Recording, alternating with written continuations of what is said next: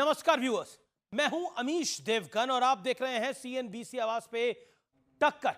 और टक्कर में बात होगी आज यूपी बीजेपी की और साथ ही साथ महाराष्ट्र में जो महाविकास आघाड़ी के बीच में मामला चल रहा है उसकी।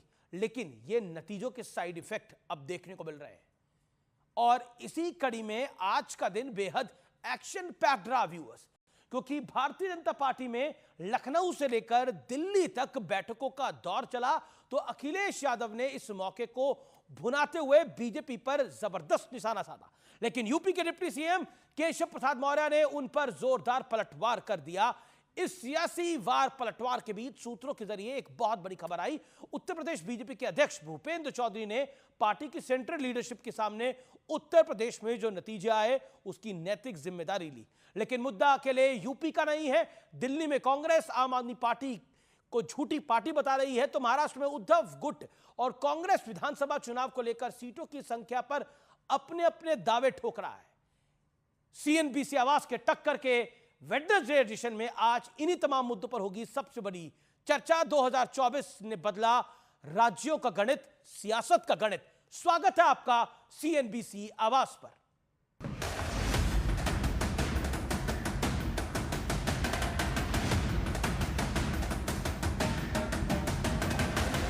10 सीटों पर उपचुनाव से पहले दिल्ली से लखनऊ तक सियासी हलचल के बीच अखिलेश यादव ने बीजेपी पर निशाना साधा। कुर्सी की लड़ाई में जनता बहुत परेशान है। इस बयान पर बीजेपी की तरफ से खुद केशव प्रसाद मौर्य ने अखिलेश यादव पर जोरदार पलटवार करते हुए कहा, सपा बहादुर श्री अखिलेश यादव जी भाजपा की देश और प्रदेश दोनों जगह मजबूत संगठन और सरकार है। सपा का पीडीए धोखा है।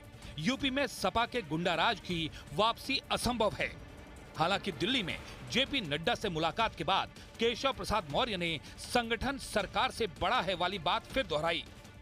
उन्होंने बात सही कही, 19 करोड़ के कार्यकर्ता है और संगठन को ही लेके संगठन से ही सरकार बनती है। इस बीच यूपी बीजेपी अध्यक्ष भूपेंद्र चौधरी ने दिल्ली में पीएम मोदी से करीब 1 घंटे की मुलाकात की। तो उधर यूपी में 10 की 10 विधानसभा सीटों पर उपचुनाव में जीत के लिए सीएम योगी ने स्पेशल 30 वाली टीम तैयार कर ली।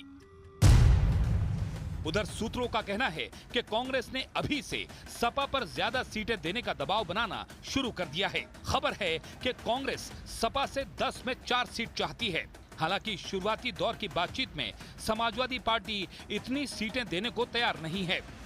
तो वहीं दिल्ली में कांग्रेस और आम आदमी पार्टी के बीच सियासी जंग शुरू हो गई है। बिजली की बढ़ी दर के खिलाफ कांग्रेस ने मोर्चा खोल दिया है। साथ ही केजरीवाल का वजन घटने के मुद्दे पर भी कांग्रेस आम आदमी पार्टी पर सवाल उठा रही है। कांग्रेस ये कह रही है कि हमारा किसी तरह का कोई अलायंस नहीं है। वो सेंट्रल की बात की, लोकसभा चुनाव की बात की। अब आने वाली स्थिति में आप कैसे देखते हैं? दिल्ली में चुनाव भी होने हैं और देखिए, इसके ऊपर अभी कोई आधिकारिक डिसीजन नहीं हुआ है। एक बार सीएम साहब इसके ऊपर फैसला लेंगे तो जो भी फैसला होगा वो हम आपको बताएंगे इसके बारे में। झूठ बोलना उनकी आदत में है। तो 2012-13 से वो झूठ बोल रहे थे, चाहे वो करप्शन के चार्ज हों, चाहे किस तरीके से वो दिल्ली का प्रशासन करेंगे, चाहे और सब पर उंगलियां लगाना हो। उधर करीब 4 महीने बाद महाराष्ट्र में होने वाले विधानसभा चुनाव को लेकर उद्धव की पार्टी ने 125 सीटों पर दावा ठोक दिया। तो कांग्रेस भी 150 से नीचे आने को तैयार नहीं है। तो आज इन तमाम मुद्दों पर होगी देश की सबसे बड़ी राजनीतिक बहस। तो 2024 के नतीजों के साइड इफेक्ट का विश्लेषण सुन लीजिए। सबसे बड़ी खबर उत्तर प्रदेश से है। तो उत्तर प्रदेश जेपी नड्डा से मुलाकात के बाद केशव मौर्य ने फिर दोहराया, संगठन सरकार से बड़ा है। कार्यकर्ताओं का दर्द मेरा दर्द है। संगठन से बड़ा कोई नहीं है। 10 विधानसभा सीटों पर उपचुनाव के लिए सीएम योगी की स्पेशल 30 वाली टीम तैयार है। इसके अलावा उत्तर प्रदेश से एक और बड़ी खबर है। समाजवादी पार्टी पर दबाव बनाने में जुटी है कांग्रेस। 10 में से 4 सीटों पर दावा ठोका गया है। बढ़ता हूं मैं आगे। दिल्ली कांग्रेस बोली आम आदमी पार्टी का झूठ बोलना उनकी पुरानी आदत है। महाराष्ट्र में उद्धव की पार्टी ने 125 सीटों पर दावा ठोका, तो कांग्रेस 150 से नीचे आने को तैयार नहीं है। लेकिन बड़ा प्रश्न क्या है?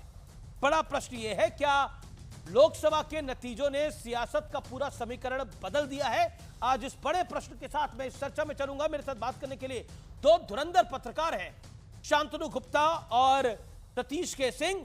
साथ ही मेरे साथ आज जुड़ रहे हैं सुनील यादव, अरुण राजभर और आनंद दुबे। साथ ही डॉक्टर सुधांशु त्रिवेदी भारतीय जनता पार्टी के प्रवक्ता रहेंगे। आप तमाम लोगों का स्वागत है इस कार्यक्रम के अंदर। अरुण राजभर, सवाल आप ही से कर लेते हैं, ये क्या कुछ चल रहा है उत्तर प्रदेश में?